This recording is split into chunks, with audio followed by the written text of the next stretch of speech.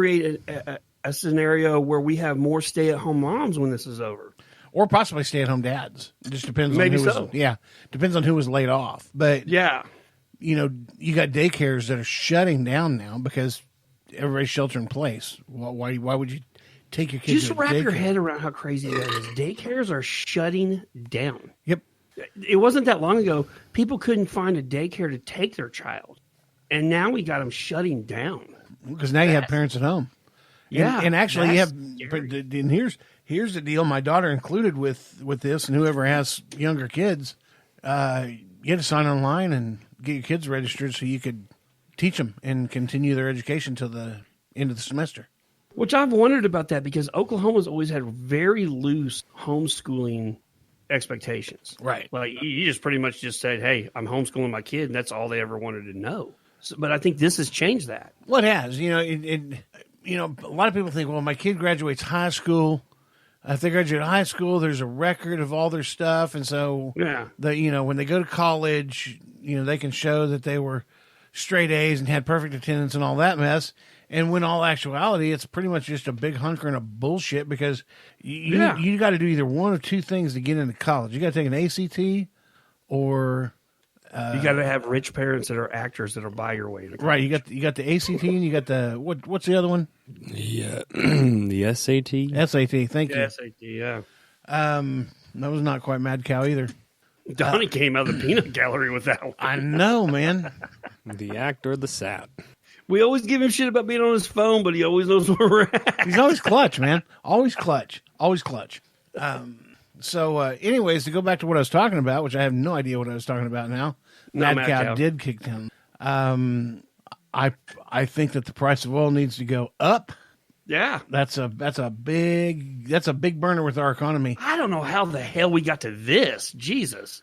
Well, it has to economy and I mean this virus is affecting our economy, right? So Hammering it. Yeah. and Trump's out there saying, we can easily recover from this. And he's right, kinda. I was gonna say I don't know if I believe all of that now. Well, if this fight with Russia and who is it, Iran or Iran or Iraq, I can't remember. I think it's Iran. They've got this price you're right. war going with each other. Just shot prices in the dirt. But if that kind of alleviates itself before this virus stuff is all said and done, and we start getting back the economy, if that's alleviated and the price of oil, a barrel of oil goes up, okay, I think we can recover pretty well and fairly quickly. But if the price of oil stays down, We're gonna have a hard time. we're gonna have a rough time. Yeah, Rough time for sure. Because you remember what happened in 2008. Yeah, oh, yeah. That Well, was, I mean, and that's just it. I mean, that's scary to think about. sure, Like our success is going to depend on the price of a barrel of oil right now. right. Because you're right, it really is. Yeah, everybody's success is pivoting on that balance of Hey, bro, we're safe because remember, Trump is a Russian operative, so we're safe. Well, that's right.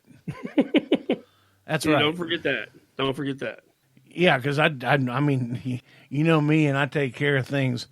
I don't just have liability insurance; I've got collusion insurance as well. So, Well, hey, we're touching on politics. Let's get into this conversation we had with Donnie earlier today because it is mind blowing.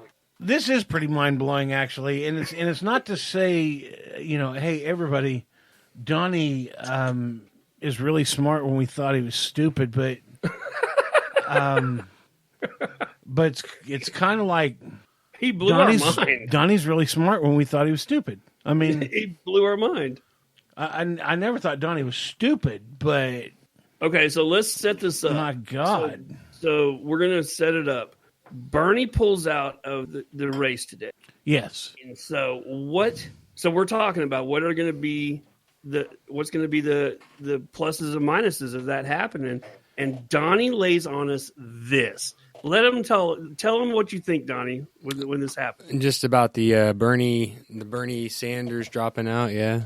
Yeah. Yes. What's going to be the consequence of that? Yeah, so it's been pretty predictable. I mean, the kind of clutter that we had with the on the Democratic primary side, and as one would suspect, You're going to have your familiar faces. You're going to have some new individuals entertaining the whole process, but ultimately, more or less a majority of the candidates that dropped out were sitting at a more moderate place than the progressive Bernie Sanders. So, like, all the delegates go over to Joe Biden, of course, and but the progressives, the Berniers, there's been this kind of push where there's this notion that instead of voting for Joe Biden in the democratic process, people that support the Bernie campaign are be voting for Donald Trump,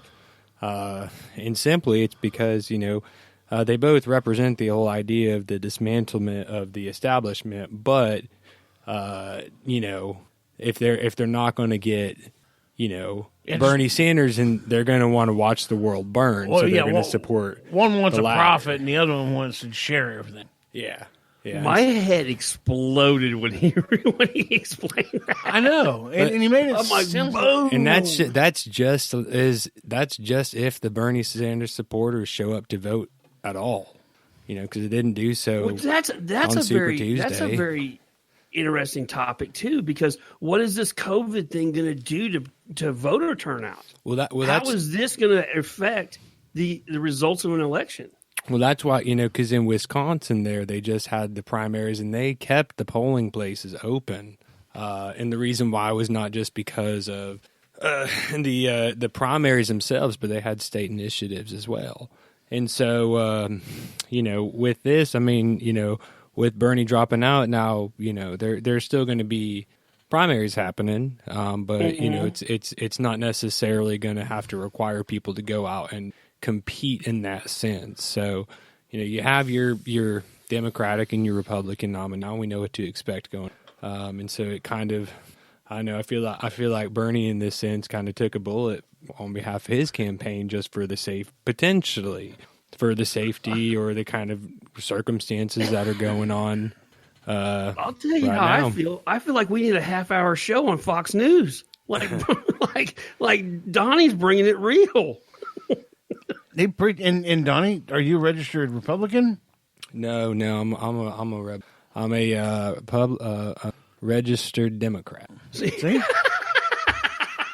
I mean, there you go, and it shows you everybody who wants to maybe call in but think no, they're going to rip us a new butthole, or they're going to. Our producer is a Democrat. And we have nothing but great conversation with him. Matter of fact, he just blew our mind. Yeah, he did. With honesty. Boom. I don't know, man. And it's like you said, anybody that leans to the left that has ever wanted to contact and talks themselves out of it, just know that our producer is a registered Democrat, and we all get along fine. I'm here for it. So, Donnie, when you work on those planes, I know you got AirPods because you come in here with them, so I know you got them in the plane. When you get in there, are you listening to like political podcasts or lectures or something like that? Oh no. I'm listening to Slayer. I'm listening to Iron Maiden. I don't want to. If you drive a Trans Am, you listen to Slayer, by God. I don't want to combine work and stress. That the whole political process right now is just way, way out there. So it's like the best episode of Saturday Night Live you could ever create. You can't believe this stuff is really happening. Well, and you can say that about the world right now in general. You just can't believe this stuff is happening. I watched a film. Peter McKinnon's best friend put a film together, and it's basically just a bunch of snippets of his FaceTime conversations with people during this. And some of those clips are with Peter McKinnon. And Peter McKinnon made a statement that is so real. He said, "I feel very sorry for Earth." And I'm like, man, that sums it up, dude. Earth is taking one on the chin right now, dude. What are you talking about? Earth is revitalizing. It's like nobody's outside. There's no carbon happening. The Earth is just enjoying the freedom of enjoying the freedom of humans. Oh wow! Now he did it again, man. He did it again. Yeah, bam. Yeah, that's true. No, that is truth, man. You know, if we have 1/10 the cars on the road that we normally do, you know, now we're getting back into tons of carbon dioxide savings as far as what we put out in the air. You know, we might be at we might be at 1950s levels of carbon dioxide. Maybe not that aggressive, but still, you know, maybe your polar ice caps will refreeze there, Donnie, and I don't know about that. I mean, I ain't no geologist or earth scientist or nothing. Or nothing. But we'll see. We'll see. I mean, I like iced tea, so if they want to move some of that ice down here, you can drill into one of those things. It's just like the prettiest color blue. Oh yeah, man. But that'll just be salty as hell, right?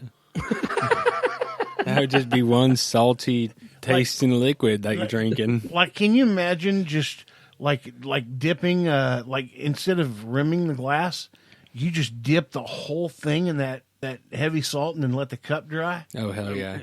And then put your drink margarita in there. Yeah. Oh yeah. We're talking. That's like 22 million year old salt you're drinking. Are you guys day drinking more than you usually do? Well, 255% overall. Yes, that's what you said. Yeah, yeah, sales have went up. yeah. Matter of fact, we had. Well, can't do any more. Got to go buy some more stuff. We had Bloody Marys the other day. Mm-hmm. Oh yeah. Wow. Oh, It's you know, good right now. That's right. Because Donnie had brought his wife over for dinner. Oh, you guys do all this cool shit when I'm trapped in the house. Yeah. When was it? Friday, Saturday? I think it was Friday. It is Friday. Yeah. And he had a friend of his that was driving through across the country going to Northern California, and she actually worked on the Pete Buttigieg. We've always said campaign. if we were Democrats, that would have been our man. Yeah, well, that's exactly right. But she worked on the Buttigieg campaign, and then when that went dry, she toughed it out there for another few weeks or whatever in D.C. and decided to just back to Northern California. And so she kind of cruised on down this way, and they brought her to dinner, and she was really nice and a little sweet girl and all that stuff. And The hell are you going with this? I'll don't know, do you? I'll get there. I will. I'll get there. Okay, I'm waiting. I promise. And it turns out she and Donnie went to college together and both got their poli-sci degree. Which Really? yeah, that was kind of neat, and so that started little bits of conversation here and there. I wasn't going to really talk much about politics while everybody was having dinner, but I had to call him. Let's see, he wasn't on with us last podcast, so I think I called him, talked to him that day, and so he had mentioned that he went and was looking at Cabbage Patch Kids, and of course, me being Cobra Kai, I was all for it. Yes. So Mad cow. Yeah, Looked at Cabbage Patch Kid. I got nothing. Yeah, I knew. I could tell by the whole dynamic and just the pace you had going there. I'm like, we're going nowhere. 2.5 minutes, and I couldn't get it back gathered up. You couldn't grasp it, could you? What's next? My driver's license? Mad cow is in full effect in this quarantine, dude. It is nuts. Is it nuts?